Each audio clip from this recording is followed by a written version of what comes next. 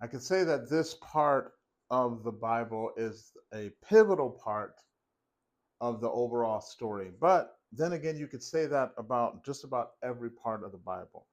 But I will say that King David is a significant part of the story, the redemption story, um, as it's a, I don't know if it's a halfway point, but it's somewhere in the middle of the story of redemption between Jesus on this side and the initial fall.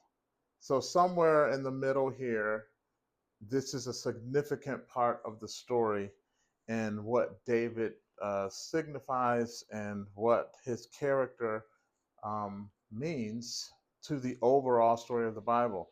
And it's impossible to sum up uh, David's contribution to this story or to explain it really in 1 week. It would be doing it a very big disservice because it covers a lot of ground. There's um, the part of David's life when he becomes king, obviously, and then the back up before that, how he became king, and then there's what he did once he was king, and then how it ended. It's a vast story. So we're gonna spend a few weeks um, dissecting this part of the story as we've been doing over the last.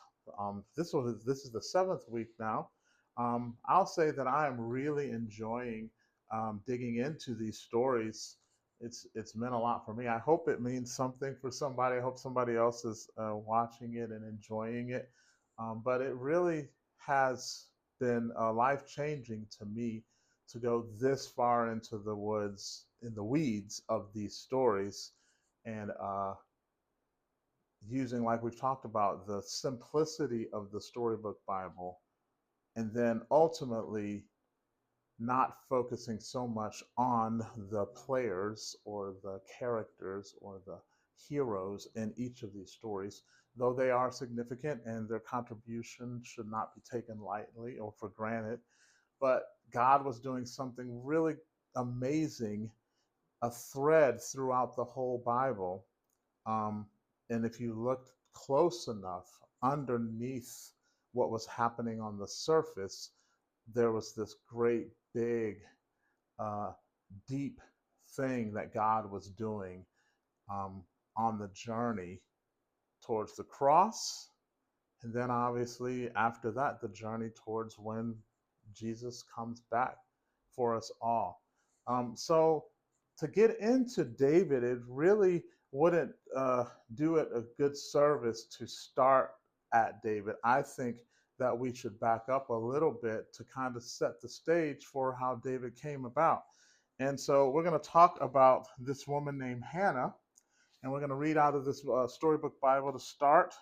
And this is from 1 Samuel 1, and it just summarizes it, so you wouldn't be able to follow along word for word in the Bible just yet. We'll get to some of that here in a second. But this is how it summarizes Hannah. It's called Hannah's Special Prayer. And it goes like this: Hannah begged God for a baby boy. She wanted a baby boy. She wanted a baby more than anything else. When she went to the temple, which is like a church, Hannah cried and prayed really hard. God, if you give me a son, I will give him back to you to serve you. A priest named Eli overheard. May God give you what you have asked for, he said. God heard Hannah's prayer and gave her a son. She named the baby Samuel. When Samuel was older, Hannah took him to live with Eli the priest. There, Samuel learned to serve God. Hannah was never far away, though. She loved her little boy. He was her special gift to God. Hannah kept praising God, and because she was so faithful, God gave her more children. And Samuel, he grew up to be one of the greatest men in Israel. So, this introduces us to somebody that's really important at this part of the story, and it's Samuel. And Samuel did something really significant in that he introduced two kings to the story. And the crazy thing about this is the idea that there needed to be a king at all. If you followed closely enough, and I'll say that I didn't follow closely enough all my life to really understand this part, but the fact that God was their king and God should have been enough for the children of Israel all along. But this part is so important because this shows where the children of Israel were in relation to serving and following God. Um, and Samuel played an important part of this. So we're going to pick up now in First Samuel chapter 8, and this is the NIV version. And I'm just going to read a little bit to get a feel for how we end up with a king at all, and then therefore King David. So this is 1 Samuel 8, verse 1. When Samuel grew old, he appointed his sons as Israel's leaders. The name of his firstborn was Joel, and the name of his second was Abijah. And they served at Beersheba. But his sons did not follow his ways. They turned aside after dishonest gain and accepted bribes and perverted justice. So all the elders of Israel gathered together and came to Samuel at Ramah. They said to him, "You are old, and your sons do not follow your ways. Now appoint a king to lead us, such as all the other nations have." But when they said, "Give us a king to lead us," this displeased Samuel. So he prayed to the Lord. And the Lord told him, "Listen to all that the people are saying to you. It is not you they have rejected, but they have rejected me as their king, as they have done from the day I brought them up out of Egypt until this day, forsaking me and serving other gods. So they are doing to you. Now listen to them, but warn them solemnly and let them know what the king who will reign over them will claim as his rights." So he agreed to give them a king. They demanded a king because they rejected him as king. And that's the part that's so it's sad, really. Um, Samuel was heartbroken that they were asking for a king because he understood that God was their king, and he was the one that led them out of Egypt and did all of these great miracles and fought for them, and now they're demanding to have a king like everybody else. They wanted a physical man, a big, tall, strong human man to lead them like all of the other uh, nations that they faced and that they had this guy ride out. And they wanted that. They wanted that kind of a king. They were done with God as king. And when God did go before them and all the great things that happened, God fought for them. So they're asking for something in a man that they already had with God, which is, it sounds crazy, but that's how far they had drifted to where now we want what everybody else has. You're not, God is not enough. And so God basically was just going to give in to their demands, but he was making it clear to them that it's not going to be easy street. You're going to be subject to all of these different things. And he laid them out. I won't go into all the details of them, but he laid them out what will happen and what you'll have to put up with having a king that you demand. And so I'm going to pick up now at 1 Samuel 8, and we're going to jump down to verse 18. "When that day comes, you will cry out for relief from the king you have chosen, but the Lord will not answer you in that day." But the people refused to listen to Samuel. "No," they said, "we want a king over us. Then we will be like all the other nations. with a king to lead us and to go out before us and fight our battles. When Samuel heard all that the people said, he repeated it before the Lord. The Lord answered, "Listen to them and give them a king." Then Samuel said to the Israelites, "Everyone go back to your own town." So this is where Saul comes into play. King Saul comes into play. It's because they demanded a king. They rejected God as king and they want a king. So God said, okay. And so he gave them a king. And so Samuel found Saul, and he was tall and he was a head above everybody else, taller and stronger, and he looked the part and he looked like what they wanted. And so God allowed for him to become their king. And he wasn't God's choice, he was what they wanted. And so all of this is leading us to David. So any of you that have followed along or been hearing stories about the Bible, you know that King Saul is a disappointment.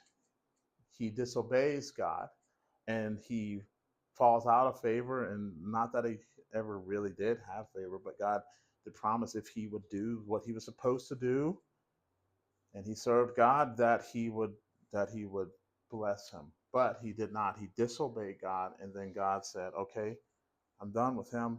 I'm gonna replace him with somebody after my own heart."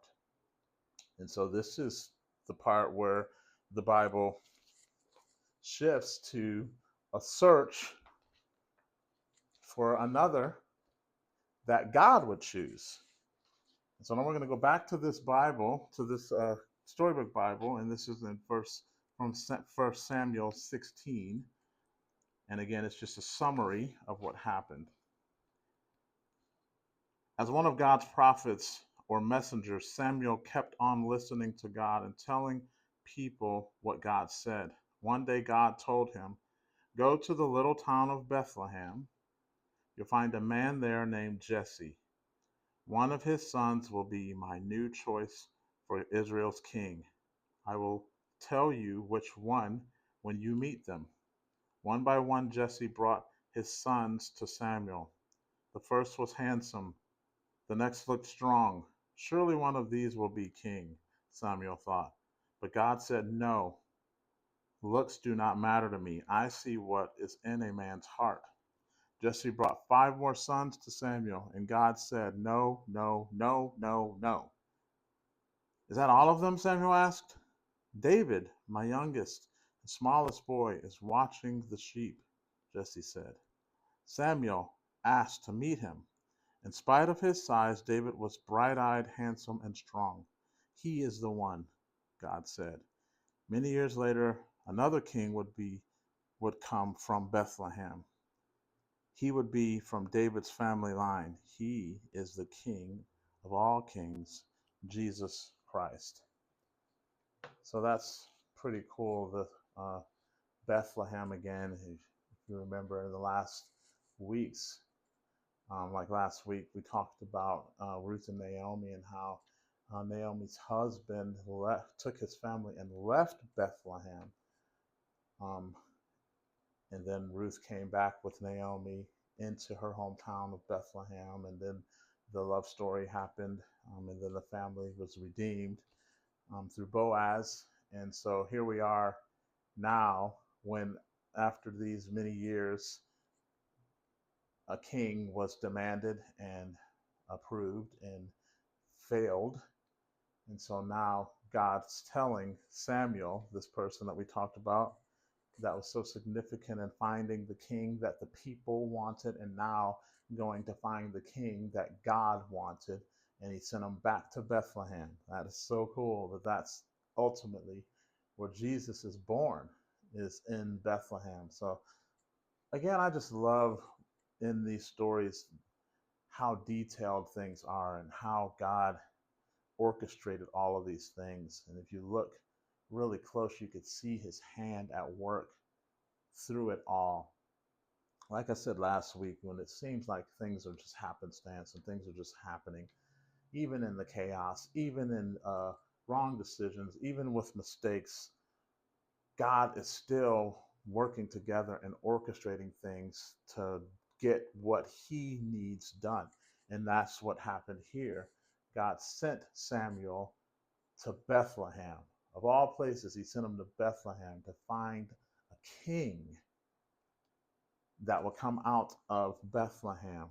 And through this line, through this blood, ultimately another king would be born in that same place. That is just awesome. But let us pick up back where we're at here. He goes and he goes to the house, and he's got all these bigger brothers, and they're not the one. Um, and here's when we can really start looking at what God was doing in this story. We could focus on the characters and the players and the people and what they did, and it's very interesting and it's very inspiring. Even it's inspiring that Samuel would be used to be God's instrument, um, to appoint two kings. That is a really awesome thing, and that says a lot about him, and that he obeyed God and God used him, and to use him now to go and sift through the brothers to find the one that God would appoint as king, and how God wasn't looking at the outward appearance. God, because if it was all about the outward appearance, then Saul was good enough. Saul looked the part. He was big and strong. He was tall. Um, but that's not what God was after. God was after somebody with his heart, a man after his heart. And at this point, he wasn't even a man, he was a boy. But God knows what he's doing. God knows what's in people. He knows what's in David, and he knows what's in us. And God didn't wait until he was old enough to decide that, oh, okay, this is the one. I can use him because he's proven him. Like, God knew what he was doing when he went through all those brothers, and finally David comes and he's like, that's him. That's the one that I want to be king. And so Samuel, he anointed him to be king. And that shows who God is. That he sees what is in us. He's not looking at what's on the outside, what everybody else sees. He sees what's in us. He knows what we're capable of. And God, more than anything, he chose David. And I'm not going to go too far into the rest of the story, but David was not a perfect man. David made a lot of mistakes. To be honest, he made more egregious mistakes than even Saul. But Saul wasn't God's choice. Saul was the people's choice, the children of Israel's choice, out of their rebellion and basically trying to fire God. And they wanted this big, strong human being. And that was their choice, but not God's choice. So it wasn't even necessarily that God was picking somebody that was going to be perfect. There may have been other people. I mean, there's been people in the Bible that were considered righteous. Even Noah was considered righteous. Um, but that's not the only way God moves. Just like we talked about a few weeks ago in this story, God used Jacob, and Jacob, if it were up to me, he would have been disqualified. You know, taken from your brother, that would have, to me, would have been like, okay, I know what his character is. I know more about. I can see better than I hear. If you can say you're this and that, but I can see that you are a liar and you're a thief. You're a deceiver. So no, you don't get to be the one that God uses. But lucky for Jacob, I wasn't the one to decide. And lucky for David,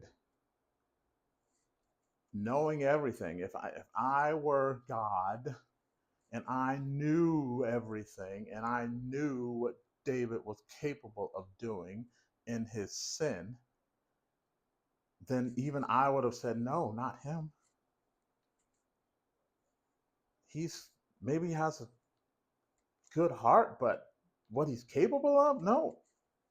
I would have disqualified him. But again, thank God I'm not God. Thank God you're not God, because some of the people that God has used the most would have been on the sidelines, on the outside, looking in. And we are included in that. It's so easy for us to look at other people and say, oh, no, they shouldn't be. For sure, they shouldn't be used. But we completely are okay with God looking at our heart and not even what we are capable of as far as wrong decisions. We want God's grace for us, but for everybody else, we would assume we choose somebody that has a little bit more together, that has a little bit better character than that. So, to me, hearing this story all of my life and really looking at what God did and who He chose and why, it shows me more about Him than the people. It shows me more. The fact that God chose David shows me more about God than even David. David would go on to do amazing things. We'll talk more about that next week. He did some great things, but he was capable of disaster. But God saw through that and he chose him anyway. And he blessed him anyway. And that gives me, and it should gives me hope, and it should give you hope that if God chooses you, if God says it's time, then it's time. As we get into the story of David more, one of the themes that I uh, learn from this story is God's timing. God's timing is perfect. Timing is everything. And even with the story of David, like you would think that after he was anointed king, that that would mean that he would hitch a ride with Samuel um, back to the palace. I'm the king. But there wasn't time. So he went right back to doing what he had been doing before, which is out in the fields, tending the animals and doing whatever his dad told him to do as a younger brother. It wasn't time. But God's timing is perfect. And when God says it's time for you to actually be what I see in you, then it happens. And I've learned so much about that in looking at my own life and looking at the timing. Um, God's timing is perfect. Mine is not. I think my timing, I always want things right away. A microwave generation, very fast Wi Fi, very fast internet. Like, I want things now, just like the rest of us do.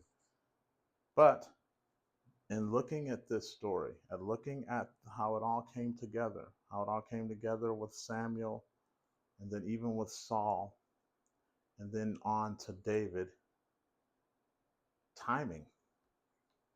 God's timing is perfect. That's who he is. God was leading this story towards the cross. And all the people involved had to wait for his timing. In the same way that David had to wait for God's timing, so do I. And so do you. And so I think I'll end with that there today. Next week we'll talk about David and Goliath.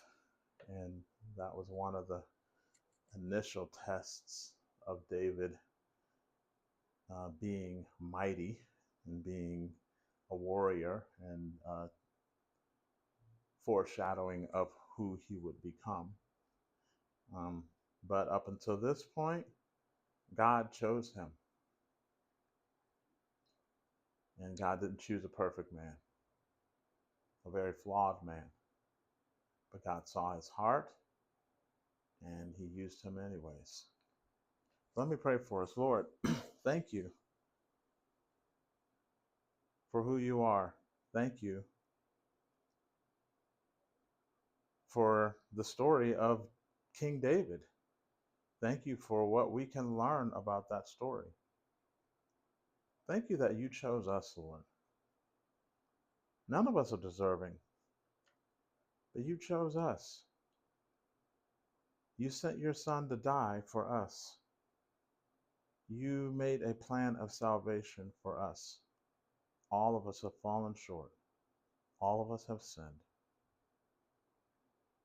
All of us are like the children of Israel that struggle to be led by you. Lord, help us to not be the children of Israel when they rejected you and wanted something else to serve instead of you. Lord, help us to understand that you are our King, that we don't need anything else. We don't need any other gods. You demand that there's no other gods before you, Lord. And it's because there's no other gods that are needed. Every other God pales in comparison, Lord. Will you help us to understand what we have in serving you? You're a good God. And you're working things together for our good, as we've been talking about. And thank you that this story further cements that you're working all things together for good. We love you, Lord. Amen.